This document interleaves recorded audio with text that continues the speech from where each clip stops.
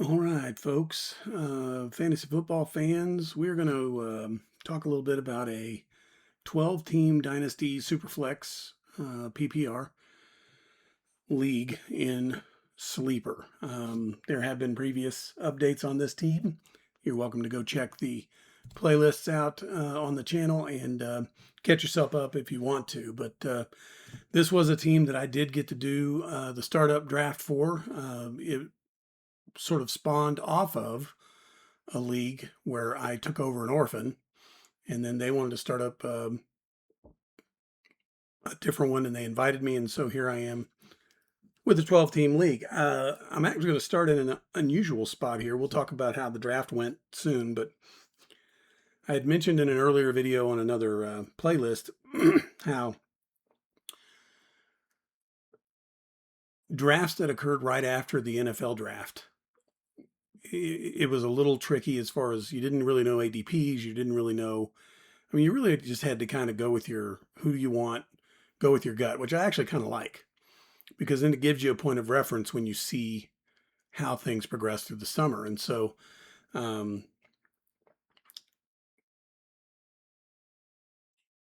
one of the things that I really wanted to focus on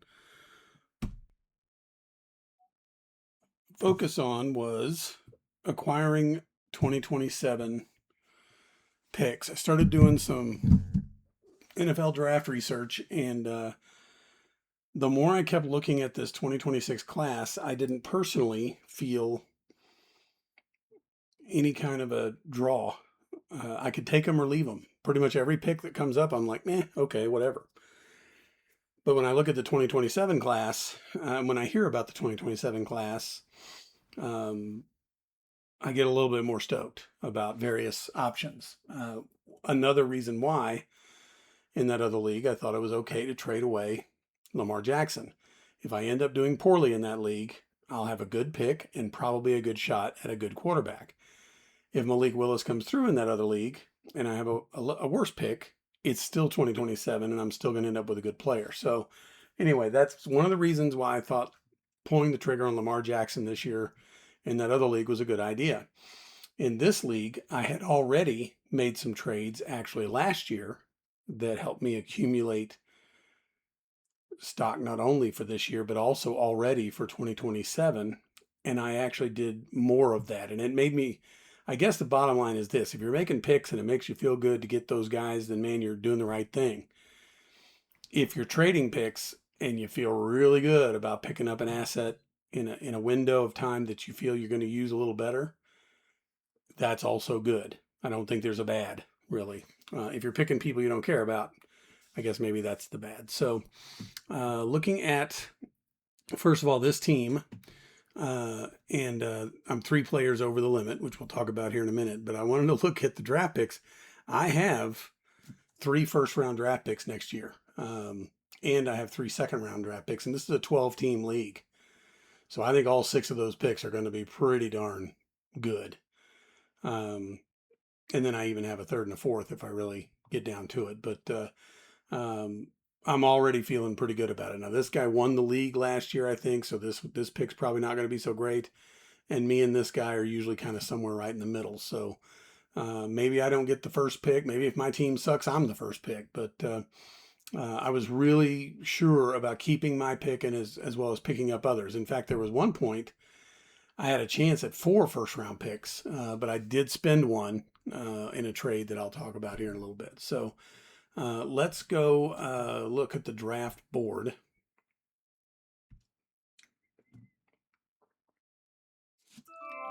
Like that little sound. Um, Finished the draft with 13 guys in my queue, which I feel that means I feel like I did a good job being thorough and being ready for sure. So love Tate Tyson Mendoza. Doesn't seem to be a whole lot of change there as far as draft position. Lemon Sadiq Concepcion also pretty much good to go. I think Ty Simpson went a little fast here, but again, this is a super flex. So I actually don't have a problem with Mendoza going at 1-4 or Simpson going at 1-8. The other league, Mendoza went 1-4 and it was a 1 quarterback league, which I still just kind of don't get. Then it came to me, and I had, well, first of all, I had this pick, and I ended up trading it and ended up picking up some extra draft capital. So I traded away Mekhi Lemon, and I think I'm okay with that. He may end up being a stud. Maybe I won't be okay with it later on, but for right now, I felt pretty good about it. So I trade back. I end up with the 1-9, and I picked up Price. I feel like for value's sake, that was great. And that's the only player really in this draft class that I get a little stoked about. I think Price is going to be the one, along with Love. I think Love will be okay, but I think Price is going to be the one that kind of pays off. I guess would be the main thing. So when I picked up Price, it's important to know that I also then went and traded for um, Charbonnet, and that did cost me a 2027 first round pick. Right now, he's on the physically unable to perform list. But to me, regardless of what happens here, I've got the starter for the Seahawks, and I think that's going to be worth having. So, also ensuring my first round pick with Price. So, honestly, I took some heat for it. There were people saying he wasn't worth it, especially them saying 2027 is going to be a great draft. You don't want to give up first round pick. I felt like it was worth it. So just to have the handcuff and it alleviates a lot of an injury concern as far as I'm concerned. If Price gets hurt, I've got Charbonnet. If Charbonnet gets hurt, I've got Price. If both of them get hurt, then I probably wasn't going to do that well anyway. So I ended up getting with the 1-9 my really a starting running back, I think. Then comes Cooper in Boston. Boston is the player I picked in the 16 team league at the 10 spot. So here he goes one spot later. And I think you could probably interchange these pretty easily, Cooper and Boston, however you want. So, I mean, the quarterback play with the Jets or the Browns is going to be a liability. Here comes Stowers again right after Boston. That seems to be a pretty standard order as far as these things go. I did find in trading that a lot of spots went by that I didn't have a pick, and I just didn't care. I really didn't care. In fact, one of the things I ended up doing was I traded for, in addition to Charbonnet, I traded for Rico Dowdle. And the reason I traded for Rico Dowdle is because I have Warren. So now I also have that handcuff. So I have the Steelers and the Seahawks covered, basically, as far as running backs go. I just don't really see this. There's going to be too many scenarios where I'm hurting too bad at running back. So I think maybe that cost me, a pick this year, but I think I also, again, picked up enough for next year that I'm probably okay with it. The trade for Charbonnet was, I think it was just a first round pick right off the top. I'm going to check that real quick. I gave up Aaron Jones as well, which is fine with me. So I gave up Aaron Jones and a 2027 first. By the way, the one that I gave up was a really good team. So I think it's going to be a late first rounder in 2027. We'll see how that goes. But I ended up picking up Charbonnet. And then on the Dowdle trade, that was the one I thought I remembered, but I thought I'd better just check anyway, just to be sure. I gave up a 2026 second round pick for Rico Dowdle. And I'll tell you now, I think that's totally worth it. I think Dowdle is going to be really, really good with the Steelers. New coaching staff who loves him from Dallas, and I just think that's going to work out just fine. So I did not have a second round pick, and I also did not have a third round pick. So as it turned out, I got Price. I traded for Dowdle and Charbonnet, which I think worked out fine because now I'm pretty much set at running back. Then I had 2 fourth round picks. And these fourth round picks, I pretty much just went with kind of my gut here. Heidenreich, once again, I got him in the second round in a previous draft. Now I get him in the fourth, which again means there's probably not too many people out there looking for him. And then I also ended up with Coleman. And interesting enough, I said that I thought Coleman went too early in that other draft because there's a guy named Douglas that also is going to play for Miami. And look how fast he went. He was up here at 210, and Coleman didn't go until 4.7. So it's a wide open wide receiver situation in Miami. I feel like all these guys have a pretty equal shot. And so I was happy to get him at the 4.7. So that was pretty much, this was kind of an uneventful draft, really. I traded back, got some extra draft capital, got my guy Price, picked up his handcuff, picked up Dowdle's handcuff, and then ended up with a couple of late picks that we'll just kind of see how those guys go. With it being a super flex, just know I've got Love and Prescott. I actually traded away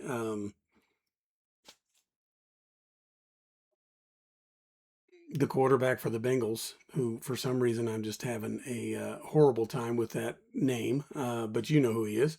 And then he got hurt, like right after that, Joe Burrow. Then he got hurt, and I've actually been pretty happy with that trade. I don't know that I got Love, and I don't know that Love is necessarily on his level, but I can tell you now, health wise, he is. His availability is right on par with Burrow's availability. So um, these are my starters going in. I actually don't have Aaron Jones anymore. I traded him, so I would change him to White and put traded here. But yeah, I think in the long run, this team's kind of set, really. I mean, I had McMillan from last year. I had Gainwell again, just a waiver wire pickup that ended up being really good. I've got Jackson Dart, kind of waiting in the wings for one of these other guys to finally end up on the scrap heap, if you will. I've got Loveland at tight end. So yeah, there's a lot going on with this team. There was some thought, and this is probably pretty accurate. I had McBride and I had St. Brown on this team, and about this time last year, I traded both of them away, mainly just for a huge haul for both of them. And in the long run, I just have really felt like um, I'd rather accumulate assets and be set for really long-term future with multiple assets rather than having them consolidated with those two players. So that was kind of the way I approached it. One other thing I was going to show you guys that just popped into my brain here. I actually did have, I thought I had multiple first round picks, and I actually did. I had my pick at 1.5, and I also had the 1.4. And I traded this guy his pick back because it was Darren Davis here, because the guy who had this team before bailed on the league, and we got this guy to come take it over. And I said, "Hey man, if you really want your first round pick back, I'll work with you." And he gave me Saquon Barkley for his first round pick. And I would say in the long run, that's not a trade I would typically have made, except that in this case, the guy is doing us a favor by taking over the team. I think I needed running back help, so I went ahead and did it. And I just point back to now, look, I have Price and Charbonnet, I have Dowdle and Warren, and now I have, on top of all that, Saquon Barkley, who I hadn't even updated my spreadsheet with yet. So this team actually is looking really, really good, and it is 3 players over the limit. I would again recommend, especially to younger guys, be patient. You don't have to cut people right away. You don't have to do anything, and really until it's time to set your lineup week 1. So there was a Marvin Mims situation here where I did a little trade, and I actually picked up a 2027 pick for him. And this again involved a second round pick for this year. I may end up having to cut Marvin Mims. It's very possible, but I got a second round pick. I got a 4th round pick. I got Marvin Mims, all for a second round pick this year, which again, I just don't know who I would have picked there. So Marvin Mims may be one of the first people to go. I love having Josh Downs on this team. I think he's going to be really, really good. Jaquez Hunter's probably going to end up gone. Um, and I just don't know exactly where everybody fits here because I just feel like with the 3 players over the limit, I'm going to struggle to find that third player to get rid of. So, um, anyway, that is the update on the Can't Stop Addicted to the Shindig, stolen from Red Hot Chili Pepper song lyric, and the Rashee Rice League, which I guess they thought was funny back in the day because it's um, making fun of his racing on the Kansas City streets and getting in trouble for that. We will see how it goes. And again, I'll try to update you guys on a pretty regular basis how this team is doing. And you guys stay safe out there, and I will check back in with you soon.